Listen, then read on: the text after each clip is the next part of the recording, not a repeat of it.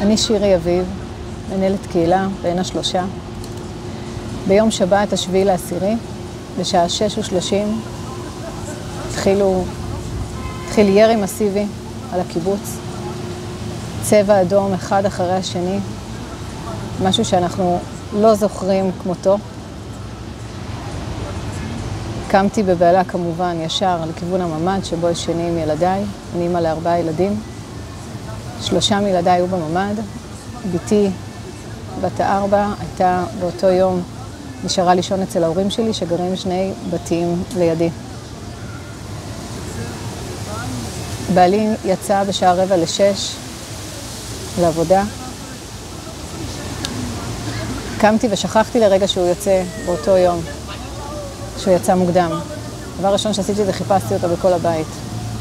רצתי מהר לממ"ד לסגור את החלון, סגרתי את הדלת וחיכיתי לאיזושהי הפוגה בצבע אדום כדי לטוס לטלפון, לחפש את הטלפון. יש לי אחריות קהילתית, אני צריכה להוציא הודעות לקהילה. יצאתי פעם אחת בין ההפוגות, שמעתי נפילה מאוד קרובה, לא יכולתי, נכנסתי מהר. יצאתי שוב, מצאתי את הטלפון וניסיתי להבין רגע מה קורה פה. בדרך כלל אנחנו קצת מבינים שאנחנו לקראת. ב7 לאוקטובר זה לא קרה. זו הייתה הפתעה מוחלטת. אני מקבלת טלפון מבעלי שאומר שהוא חוזר. אחר כך בדיעבד גם הבנתי שירו עליו בדרך והוא בכלל לא הבין מה קורה, ירו על הרכב שלו. ובגלל התדירות של הצבע האדום התחננתי שלא יחזור. אמרתי לו, אל תחזור, אל תחזור. אני מתחננת, אל תחזור, והייתי חייבת לסגור מהר את הדלת של הממ"ד. ברגע שאני סוגרת את הדלת של הממ"ד, אין קליטה. פשוט אמרתי לו, אם אתה אוהב אותי, תבטיח לי שאתה לא חוזר. תיסע להורים שלך. ניתקתי את הטלפון, לא יכולתי להמשיך לדבר. נכנסתי לממ"ד, סגרתי את הדלת. בשעה 7 בבוקר ו7:07 בערך. אנחנו שומעים רעש מאוד מאוד חריג ומוזר, כמו גלגלי שיניים, מתכת שנגררת על המדרכה, והבן שלי, יאיר, אומר לי, אמא, אני שומע רעש מוזר. אני נמצאת בקבוצת הצחי של כל המועצה. אני מסתכלת בקבוצה ואני רואה כבר שיש מחבלים בפריגן ובמשפחה שטובחים בה ומתחילים להעביר הודעות. ואני מתחילה לקשר בין הדברים. אני שומעת הרעשים בחוץ, אני שומעת את הדבר הזה נגרר, אני לא יודעת מה זה, ומתחילה לשמוע צעקות בערבית. באותו רגע ברור שהבנתי שיש מחבלים בקיבוץ. ניסיתי ליצור קשר עם הרבש"ץ שלנו, כשאני פותחת את הדלת בזהירות כדי שתהיה קליטה. בדיעבד, הרבש"ץ כבר בשלב הזה כבר לא היה בחיים. ניסיתי ליצור קשר עם ניקו, עם היור, עם יור הצחי שלנו. לא הצלחתי ליצור קשר עם אף אחד, ניסיתי ליצור קשר עם אח שלי שהוא היה מפקד כיתת כוננות באותה עת, ולא הצלחתי ליצור קשר עם אף אחד. בהודעות, והייתי חייבת לסגור את הדלת של הממ"ד, כי אני שומעת כבר קולות בערבית. אני מבינה שמשהו קורה ומשהו לא טוב קורה פה. מנסה להוציא הודעות לאנשים, אין לי קליטה, אין כלום. באותו רגע נוהל מחבלים בקיבוץ, שזה משהו שתמיד דיברנו עליו, אבל לא האמנו שדבר כזה יקרה. קיבינו את האורות, קיבינו את המזגנים, ותדרכתי את הילדים להיות בשקט. כשאני עם ילד בן 2, ילדה בת 10 וילד בן 8, בתוך הממ"ד. ילדים ששבעי צבע אדום כמובן, הגדולים שלי מבינים, מכירים את הדבר הזה, אבל גם מכירים שאחרי 2, 3 פעמים כבר אפשר לצאת. ואז הצבא כבר מגיב, הצבא שם, ואני שומעת את האנשים בחוץ, ואני אומרת לילדים שלי שהאירוע הזה שונה. הבת שלי ישר התקפצה ואמרה, אם אני מפחדת, והבן שלי ישר אמר, אני גם מפחד. הקטן עוד ישן בשלב הזה, למזלי.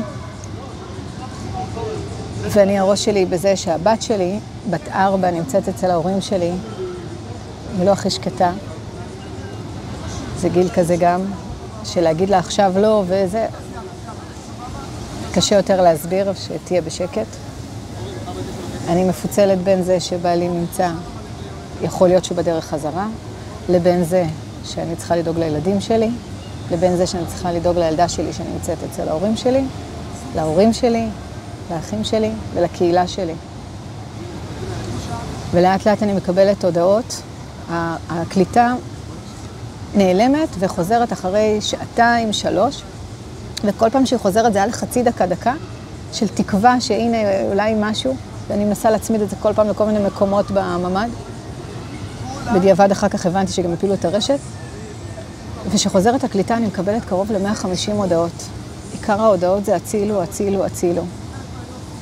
מאנשים בקיבוץ שכותבים לי איפה הצבא, ואני כותבת בעצמי לכל מיני מקומות, איפה הצבא, אני עמומה שהצבא לא מגיע.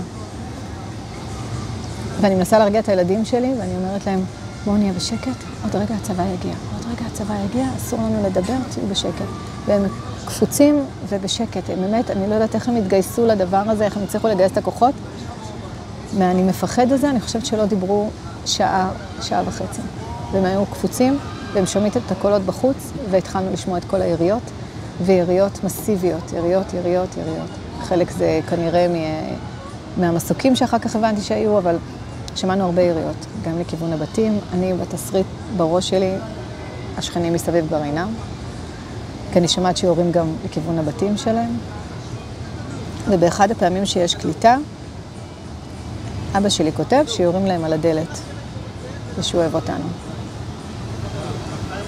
ואז אין קליטה. הם גרים 2 בתים לידי, אני אומרת, אוקיי, עוד רגע הם מגיעים לפה, אני לא יודעת כבר מה קורה שם, אני כבר כמובן עם הסרט השחור ביותר. נזכרתי שיש לי טלפון נייח, ניסיתי להתקין אותו, הצלחתי להוציא שיחה אחת. אחרי 1.5 שעות, הצלחתי להוציא שיחה אחת מהטלפון הנייח, ואז גם הרשת שם נפלה, אני לא יודעת, גם התקשורת שם נפלה. אבל השיחה הזאת, זו הייתה שיחה של תקווה, שבו אמא שלי עונה לי, ואומרת, צריך להיות בשקט, ביי. ככה. כאילו היא אומרת שצריך להיות בשקט, אני אוהבת אותך, משהו כזה, וביי. אז ידעתי שם בחיים, זה נתן לי איזושהי תקווה.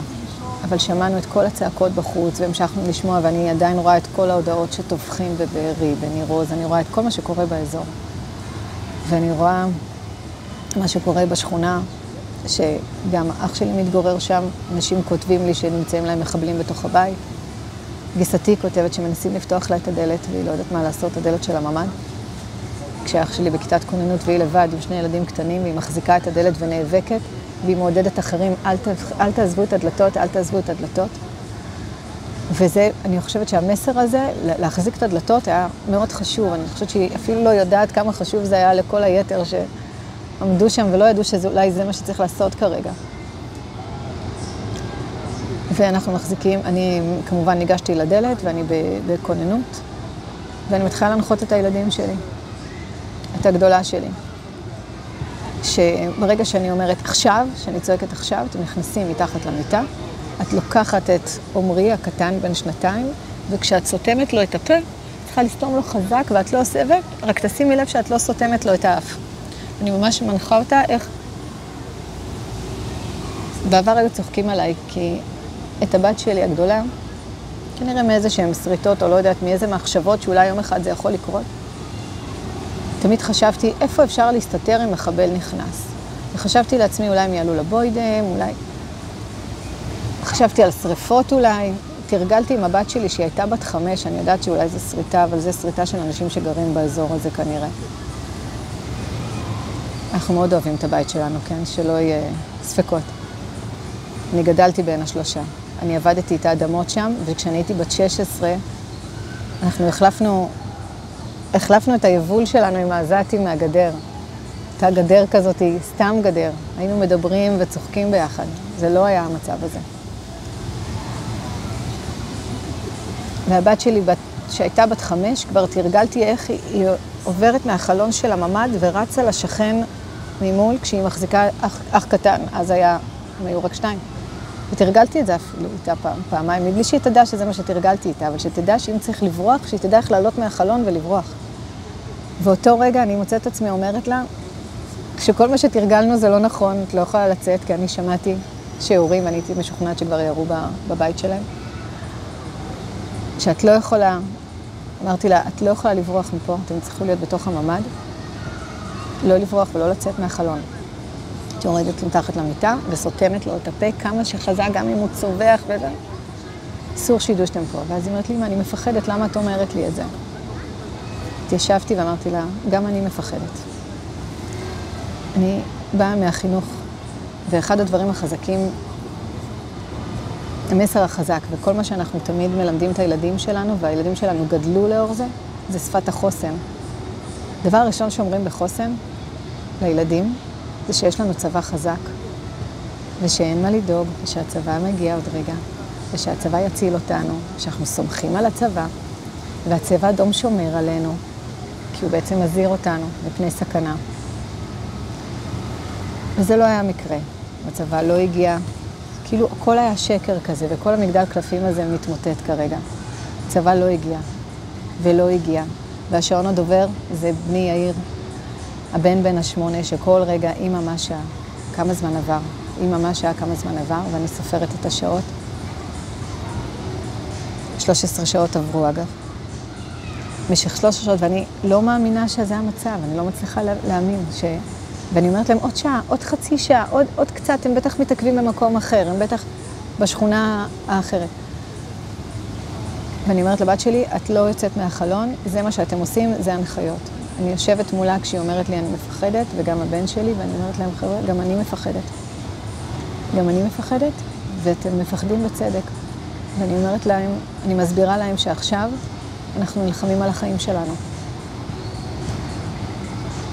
וזה פחד קיומי, שזה משהו מאוד קשה להגיד לילדים. שיכול להיות שעוד רגע ייכנסו אנשים רעים, והם שואלים אותי למה, ואני אומרת להם, כי יש מחבלים בחוץ. אז הבן שלי שואל, מה זה מחבלים? ואני מסבירה לו שזה אנשים רעים שהם מעזה. והבת שלי, ושמדברים ערבית, והבת שלי אומרת, אבל אמרתם שיש גדר, ואמרתם שיש צבא, והם לא יכולים לעבור את הגדר, כי תמיד הייתה מוטרדת מזה שיכול להיות שיכנס מישהו לקיבוץ. ואני אומרת לה, לא, אז כנראה זה קרה. ובואו נהיה חזקים, ועכשיו אנחנו כאן בשבילנו. ואז כמובן הם התחילו לשאול שאלות על אריאל שנמצאת אצל הסבים, ועל אבא. ופשוט ישבתי איתם, נתנו ידיים והתחלנו להתפלל. כל לילה יש לי את התפילה שלי, עם האמונה שלי לילדים שלי. מאז שהם נולדו, מאז שנולדה הבחורה. אבל אבא שלהם, אלעד, בעלי, הוא תמיד אומר להם שמע ישראל. ביקשתי שהם ילמדו אותי את שמע ישראל. איך אומרים שמע ישראל? והם לימדו אותי. ואנחנו ישבנו והתחלנו להגיד פשוט כמו מנטרה, שמע ישראל. אדוני אלינו, אדוני אחד, ברוך שם כבוד מלכותו לעולם ועד. וכל הזמן חזרנו ואמרנו. ואמרתי להם, כל אחד מכם עכשיו יגיד משהו שהוא מבטיח שהוא יעשה משהו טוב לעולם, שהוא יעשה כשאנחנו נצא מפה. כל אחד צריך להגיד משהו. והם אמרו, וגם אני הבטחתי. לתת איזשהו תקווה כשאנחנו נצא מפה. ונתנו ידיים וכל רגע עשינו מעגל תפילה. וכל רגע, כל כמה זמן ככה זה. ברגע ששמענו אותם מתקרבים, נועל, אני הולכת לדלת, אתם באיקון, לקפוץ מתחת למיטה, לקחת את עומרי. הם גילו בגרות מדהימה. באיזשהו שלב, יש צרכים, מתחילים להיזכר שאולי צמאים, אוכל. שעה כבר 12:30, זה היה פעם ראשונה שמישהו ביקש לשתות בכלל. היה רבע כוס מים שנשארה מהלילה קודם, קטן שלי כבר התעורר, והוא רוצה מים, ובין 2 אי אפשר להסביר לו עכשיו שום דבר. נתנו לו כמובן לשתות את הכוס מים. כמו בשואה, הם לקחו את הכוס מים והרטיבו את השפתיים הגדולים, כי הם מבינים שעכשיו אנחנו בסיטואציה אחרת. הם נותנים לו הכל. זה לא שואה, זה יותר גרוע משואה. זה היה שילוב של יום כיפור עם יום השואה ביחד. פשוט טבחו בנו. פגשתי ניצולת שואה לפני שבוע, והיא אמרה לי שהנאצים היו אפילו פחות גרועים, כי לפחות הם לקחו אותם מהמחבוא, הם לא פגעו בהם. הם פגעו בהם שם, בצורה שאולי פחות כאבה. אבל, חס וחלילה, אסור להשוות, כן? אבל ניצולת שואה אמרה לי את זה, שמה שהם עשו כאן זה משהו אחר לגמרי. העיבוד צלם אנוש הזה. הסיפורים המזעזעים כמובן מקיבוצים אחרים שקרה גם אצלנו כמובן, אבל אני אחזור לממ"ד. פתחתי את הארון, רוקנתי שקית בגדים עם הזיפ, וכמובן צר לנו זה שירותים שהחבר'ה יוכלו להתפנות. לא היה לי חיתול לילד בן 2, כי חיתולים היו בחוץ. פשוט סך הכל היינו בפנים 26 שעות בתוך הממ"ד. כל ה-26 שעות האלה היינו צריכים להיות בפנים, בשקט, בחושך, בלי לדבר, בלי מזגן, שכל כמה זמן אין אוויר, עם הצרכים, בלי אוכל. לקראת השעה, אני לא בדיוק זוכרת מתי, אבל לקראת השעה 6 בערב, אני שומעת דפיקות בחלון, חזקות, שקוראים בשם שלי. זה היה אח שלי שהוא מפקד כיתת כוננות, הוא סייר בבתים האלה. צועק את שמי, צועק את עוד כל מיני פרטים מזהים, ואומר לי שחיילים צריכים להיכנס, שאני אפתח להם את הדלת. אני רצתי ריצת עמוק לדלת כדי לפתוח להם את הדלת. וראיתי כמו מלאכים בלי כנפיים, חסונים כאלה, רק רציתי שיקחו אותנו איתם. אנחנו נעשה איתכם את הסיור בקיבוץ, רק הרגשנו פתאום לרגע בטוחים. ביקשתי שהם יעשו את הסיור בבית, ביקשתי שיבואו לראות את הילדים, הילדים קפצו עליהם, הילד הקטן לא רצה לשחרר אותם. ואז נאמר לי שהם רק התחילו, הם באמצע שחיקות ועדיין שום דבר לא נגמר, שאנחנו צריכים להיכנס ולסגור את הדלת. ביקשתי רק לקחת מים מהר. סגרנו את הדלת, המשיכו כמובן היריות, כל הזמן יריות, סגרנו את הדלת, הם יצאו, הם ביקשו שננעל את הבית ונשמור על השקט וזה, כי עדיין האירוע לא הסתיים ועדיין יש מחבלים בקיבוץ. סגרנו את הדלת, הכל, חזרנו לכוננות שלנו, מתחילים להיכנס ללילה. אני כמובן מנסה להרגיע את הילד, אנחנו כבר ב7 בערב, עוד לא אכלו כלום. אחרי שהחיילים יצאו ושכחתי מזה והתחילו יריות והיה גם צבע אדום והיה הרבה בלגן, ניסיתי לנצל את הרעש של אחד המסוקים שירה, ופתחתי את הדלת של הממ"ד כי זה עושה הרבה רעש. פשוט רצתי מאוד כפופה להביא עוד מים ולהביא מה שחטפתי, לא יודע, איזה בייגל קטן ושוב תמונת שואה. הם יושבים ומחלקים את זה בין עצמם, נותנים לקטן לאכול ואת היתר הם חולקים בין עצמם, גם אין תיאבון, אז זה יצא טוב. כשהם כמובן מפוחדים מגיחה כזאת שלי החוצה.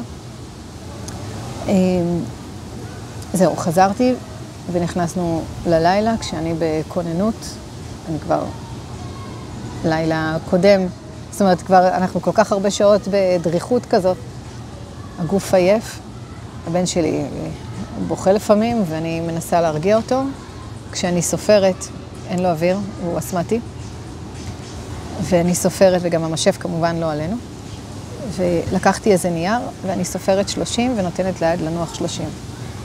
30, כדי שאם עכשיו אני צריכה לקפוץ על הדלת, והבת שלי יושבת מולי, כדי שאם אני צריכה להעביר לה את הילד, אז ממש הכל היה מתוכנן ככה. שאנחנו בשקט, שומעים את זה, ואני, כדי שהיד לא תתעייף כל רגע, רק חיכיתי והתפללתי שהוא ירדם, כדי שאני אוכל להניח אותו. חולפות השעות, שומעים עוד פעם את המחבלים, ועוד פעם יריות, ויריות ויריות. הילדים מפחדים כמובן. שואלים שאלות שאין לי תשובות עליהן. בעיקר איפה הצבא ומתי זה ייגמר. ואני מנסה להוציא מסרים שברגע שהצבא משתלט על הקיבוץ, שיעברו ברמקול ויגידו לכולם שהאירוע הסתיים ושיש שליטה על הקיבוץ. ולא קורה, וההודעות שלי גם לא יוצאות. ומסתבר שאני הייתי מנותקת קשר הרבה זמן, שגם חשבו כבר שאני גם לא בין החיים. ובשעה 8:30 בבוקר של יום ראשון, אני שומעת דפיקות עוד פעם בחלון, וצעקות, אלעד אביב, הוא אומר את התעודת זהות שלו, הוא צועק את זה היה בעלי. נכנס הביתה, אומר לי, תפתחי לי, אני פותחת את הדלת, ואני מכניסה אותו, וטילה, מה אתה עושה פה? איך הגעת לפה? יש מחבלים בקיבוץ, כי לא ידעתי מה הוא יודע, מה לא. ושכחתי להזכיר שתוך כדי כל הדבר הזה, כמובן שכתבתי מכתבי פרידה, גם לאיש שלי, כתבתי לו כבר תודה רבה על החיים ועל הכל, והחיים משותפים. וכתבתי מהן הודעת פרידה כזו, וכל מי שכתב לי, כתבתי רק תתפללו עלינו, תתפללו עלינו, וזה מה שהיה לי, המסר שהיה כשהיינו שם. האיש שלי לא ידע לאן הוא מגיע, והוא לא ידע מה הוא נמצא. הוא עבר דרך נוראית בדרך, בין גופות של אנשים, והוא נכנס הביתה, ואני תופסת אותו מהר לממד, ואני אומרת לו, זה לא יסתיים, זה לא יסתיים, והוא מנסה להגיד לי שזה כן יסתיים, שהצבא הכניס אותו, וכשאין מחבלים בקיבוץ. יש, אבל את הגופות שלהם. ואני מתקשה להאמין, אבל אני יוצאת רגע לנסות להתחבר לטלפונים, ואני מתקשרת לכל מי שאני מכירה, לוודא שבאמת זה יסתיים, כי בעיניי הוא לא מחובר, או שמנסה להגיד לי משהו אחר, ואני מבינה שהאירוע יסתיים.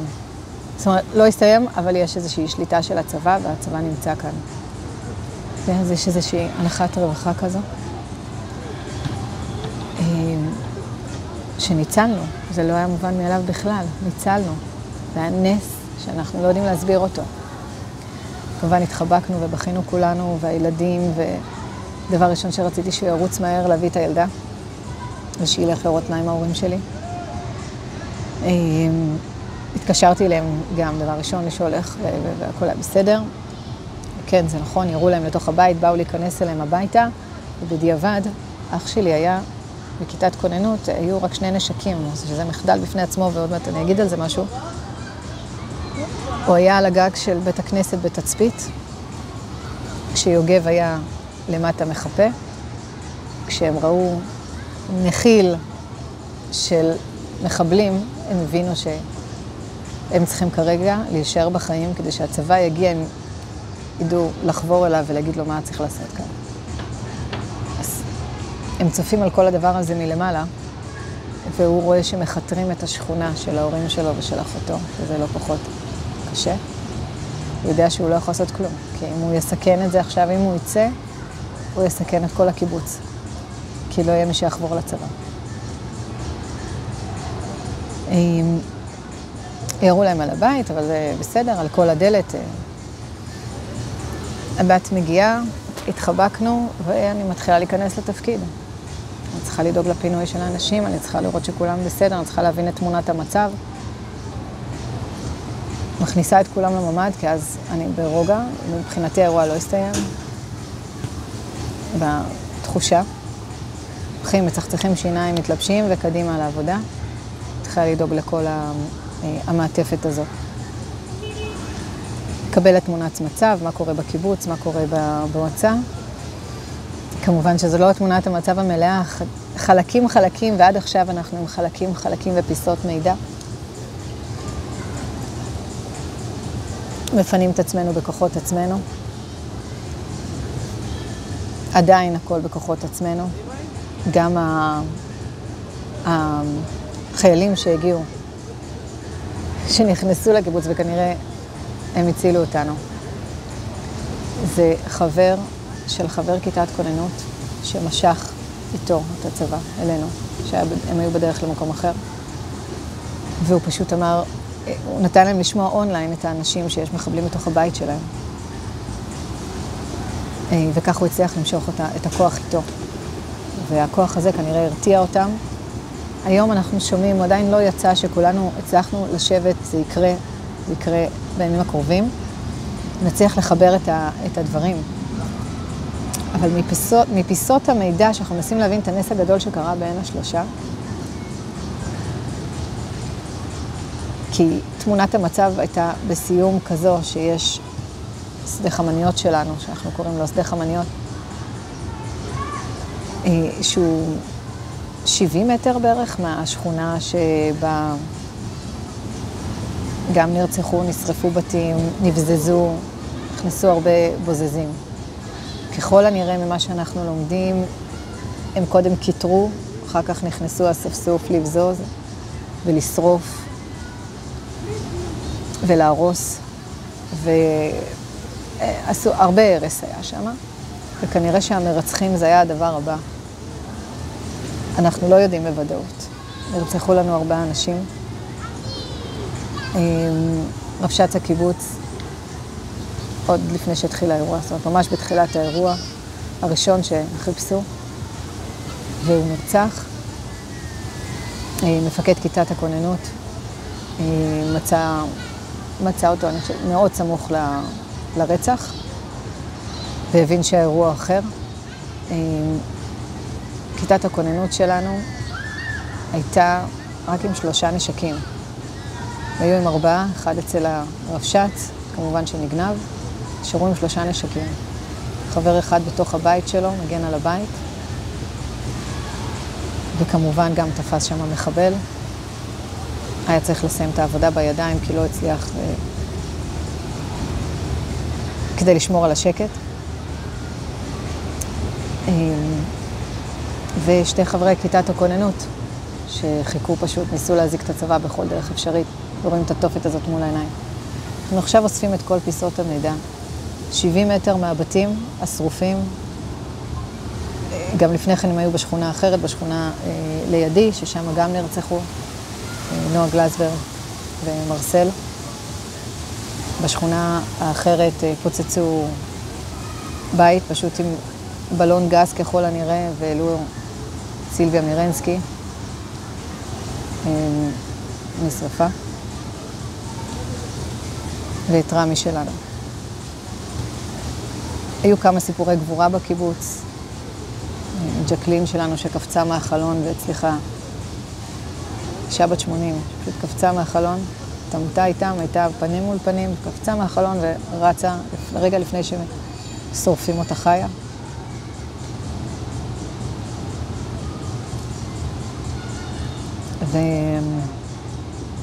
ומפחיד לחשוב מה יכול היה לקרות עם הכוח הזה שחבר של מתן הצליח למשוך אלינו, לא היה מגיע. הארסנל שלהם היה פרוס בשדה חמניות שהזכרתי. הכל היה פרוס מסודר יפה, הם באו מאורגנים מאוד יפה. יפה זו מילה קשה. גרזנים, RPG, הם באו לרצוח, הם באו להשמיד. הם עשו שם שואה. הם התכוונו לזה כמו שהם הצליחו לעשות בקיבוצים אחרים.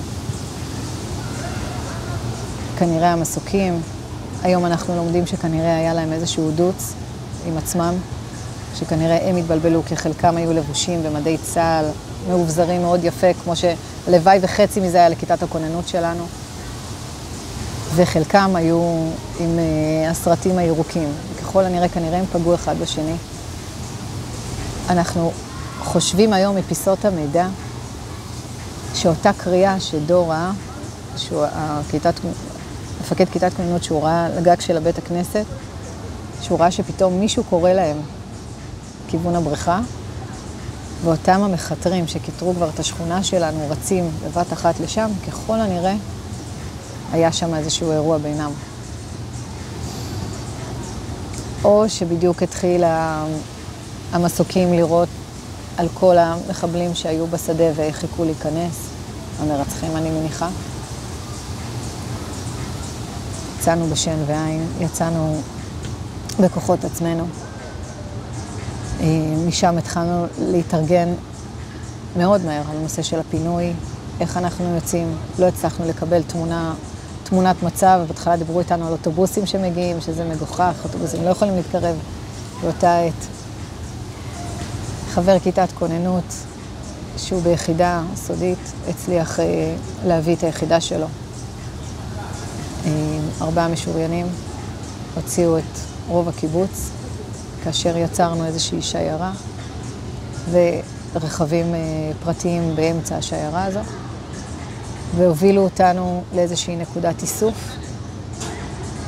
וזה היה תמונה שחורה כמו אפוקליפסה, אני לא יודעת איך להסביר את זה אפילו. אנחנו יוצאים מהקיבוץ, אש משני הצדדים, אש בדרך, אש. ואז מגיעות הזוועות, גופות מוטלות לצד הדרך. אנחנו עוברים בעצם מהנראים. גופות מוטלות לצד הדרך, רכבים שרופים, רכבים שרואים עדיין את הגופות מוטלות מתוך הרכבים. והבת שלי מנסה להבין מה קורה. קודם כל היא נבהלה מאוד מהאש, ואז היא אומרת, צריך להודיע למשטרה כי יש עפיפון. לוואי וזה היה עפיפון. או שהבן שלי שאל מה זה עפיפון, או הם ניסו להבין ממה זה. שזה בלתי אומן שילדים קטנים צריכים לפחד מעפיפון או מבלון. ואנחנו נוסעים בדרך ואני מנסה להסיח את תשומת ליבם שיסתכלו עליי. אני מדברת איתם על משהו לא קשור כדי שיסתכלו עליי ולרגע לא יסתכלו מהחלון. ואני והאיש שלי אוחזים לידיים ומבינים שמשהו רע מאוד מאוד קורה פה. אני עוד לא שמעתי את הסיפור שלו. ועוד לא ידעתי שבדרך הוא היה נאלץ לעבור דרך שם אפילו להסתתר שם. ואנחנו פשוט במנוסה להגיע לנקודת איסוף. אני בתוכי, בתוך תפקיד, ואין לי פנאי עכשיו, לא לרגשות ולא עד עכשיו.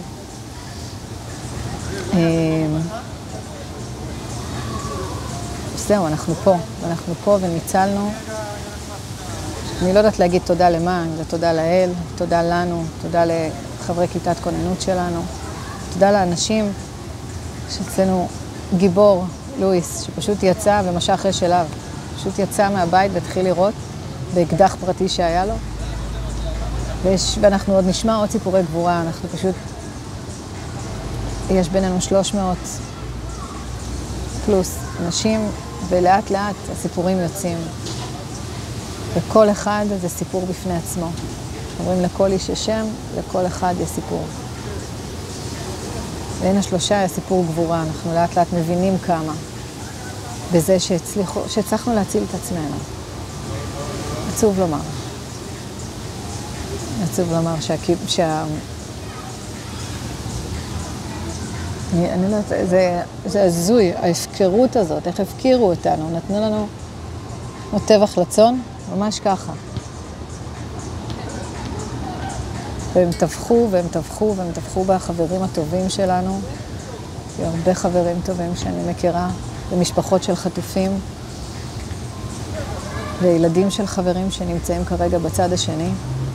זה בלתי נתפס, זה לא נתפס.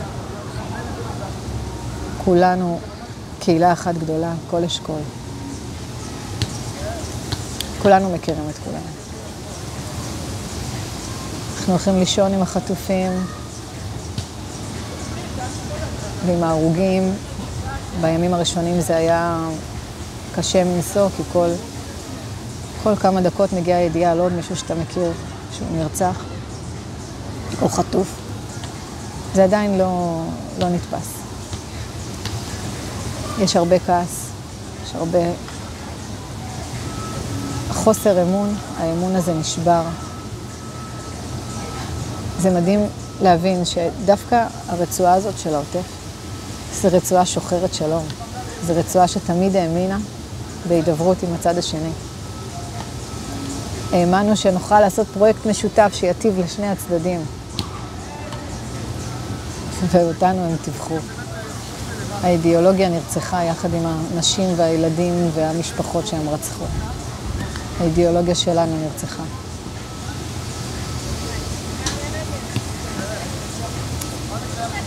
יש הרבה כעס על ההתנהלות של הממשלה שלנו. היום אנחנו כבר 3 שבועות באירוע, אחרי האירוע. אנחנו לא מרגישים שהיא קיימת. אנחנו מרגישים שאנחנו צריכים לדאוג לקהילה שלנו בעצמנו. אנחנו עושים את זה. יש התארגנות יפה של אלופים שעוזרים לנו. זה לא המדינה. זה לא המדינה שייחלנו לה.